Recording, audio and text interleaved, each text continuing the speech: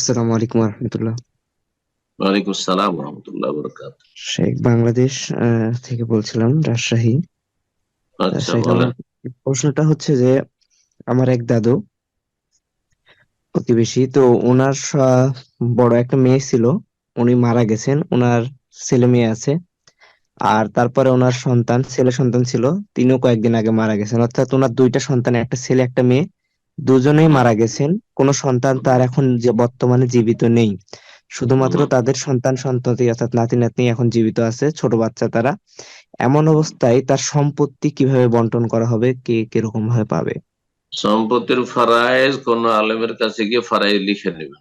সংক্ষেপে আমি বলছি, যে ব্যক্তি আগে মারা গেছে তারটা আগে ভাগ হবে।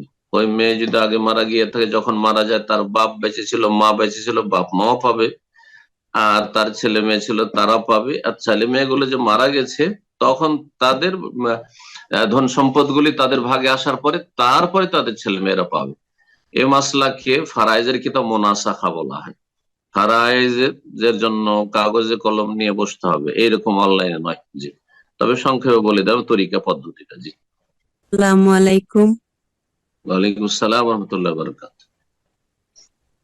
আমি বাংলাদেশ থেকে বলছি। জি, বলেন, প্রশ্ন বলেন। জি জি শেখ, আমার প্রশ্নটা হচ্ছে, আমরা যে ফরজ সালাতের পরে যে দোয়াগুলো পড়ি, এগুলা আমি কয়টা পরিমাণে পড়ব?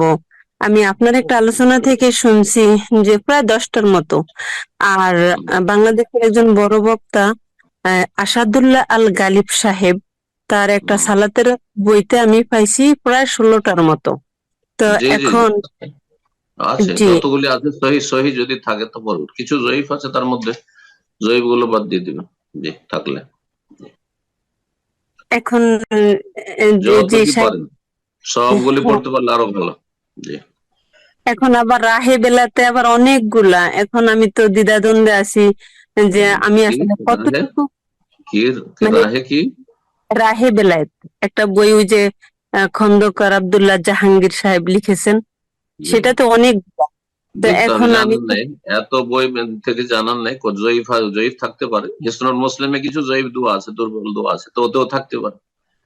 কথা বোঝা গেছে? সকাল সন্ধ্যার জিকির, তারপরে সলাতের পর জিকিরে যদি কিছু দুর্বল থাকে, তো যদি কোনো কিতাবে বলা হয় যেগুলো দুর্বল, তাহলে সেগুলো বাদ দিতে হবে, না হলে পড়বে, সব পড়বে।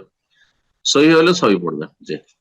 আর এগুলো মুস্তাহাব, নফল, নফল। জি, সুন্নাত কাজ। জি।